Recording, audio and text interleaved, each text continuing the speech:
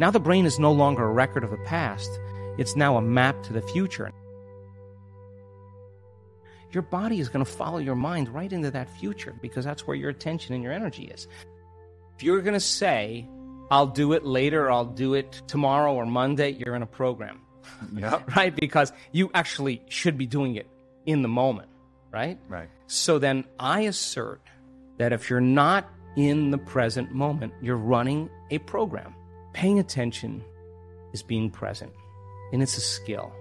And you know when someone's present with you in your life because they're paying attention to you. And you know when they're not present with you because they're not paying attention to you.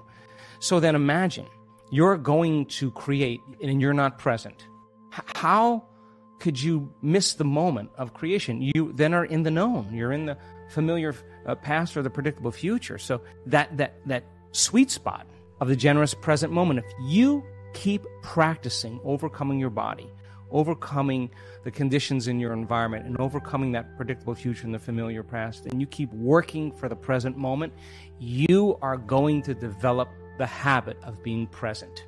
And if where you place your attention is where you place your energy, and you're in the present moment, you got a lot of energy to use. You got a lot of energy to execute. You got a lot of energy to design a destiny with. We are wired to be creators. We already know how to do it. You just made up your mind that it was more important than anything else. And you have that vision, you have that possibility, and the moment you feel that emotion, you're connected to your future. And no person, no thing, no experience will stand in the way between you and that future. And it's feeling connected to your future, feeling the inspiration, the joy, feeling the exuberance, the love for your future every day is going to, just like your body follows your mind to the coffee maker, to the toilet every morning, to the known, your body is going to follow your mind right into that future because that's where your attention and your energy is.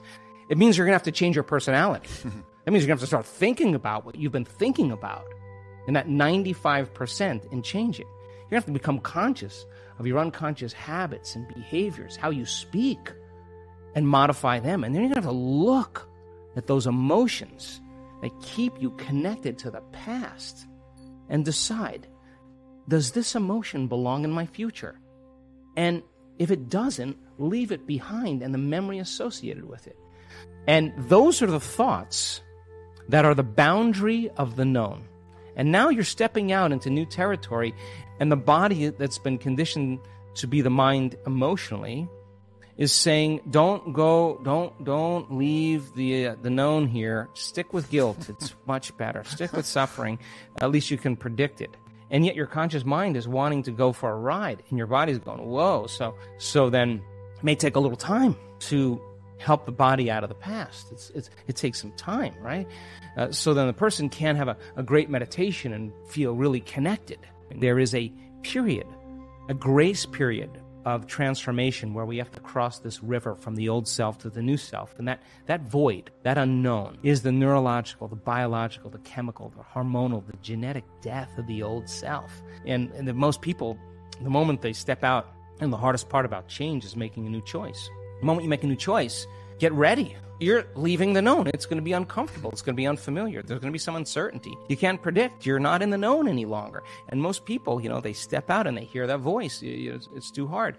You never change. And they believe in that thought. And that thought leads to the same choice, which leads to the same behavior, creates the same experience, produces the same emotion. And then they say, oh, this, Aubrey, feels right to me. No, that feels familiar. So then, if you're becoming conscious of how you speak, you're sitting in your meditation and you're becoming aware of how you act, that you complain and you blame and you make excuses, you feel sorry for yourself, you judge other people. Now you're conscious of what you were unconscious of. That's a victory too, because consciousness brings awareness. And there's an energy that goes along with that. And now all of a sudden, you're not in the program. Now you're in the river.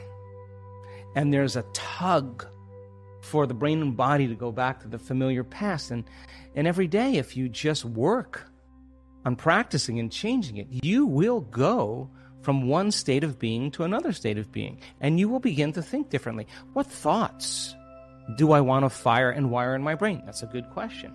What behaviors do I want to demonstrate in one day? The act of closing your eyes. As an athlete, you know this.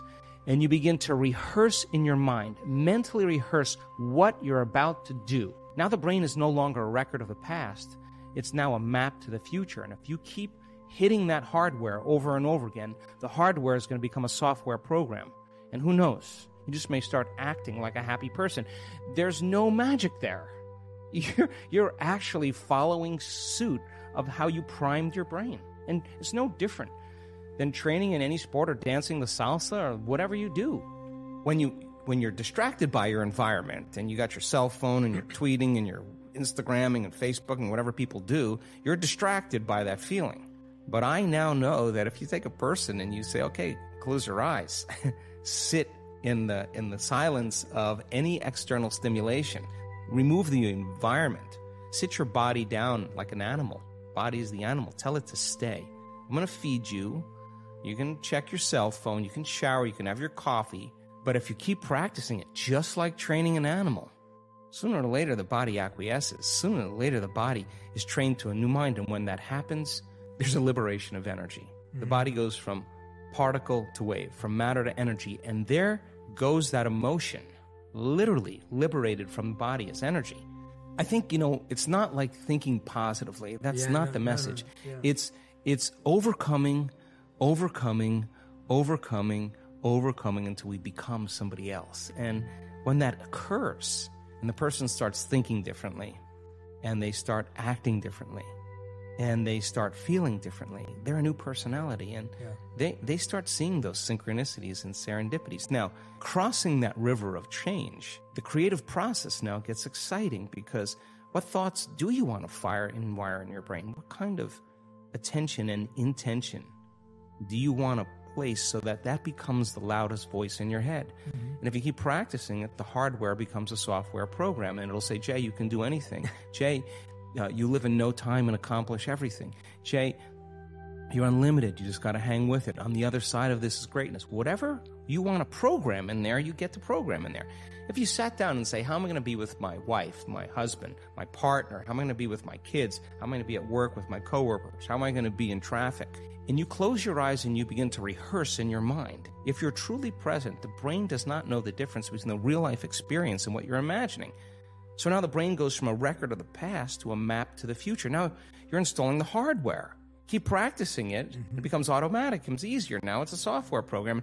You may just start behaving differently. And then if you said, well, listen, I'm not going to wait for my healing to feel gratitude. I'm not going to wait for my new relationship to feel love. When the journey's over and you've evolved to that point,